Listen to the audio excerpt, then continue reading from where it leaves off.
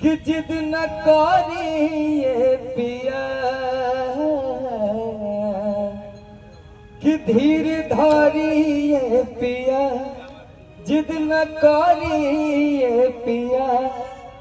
कोनो खाना न की होता बसी राजा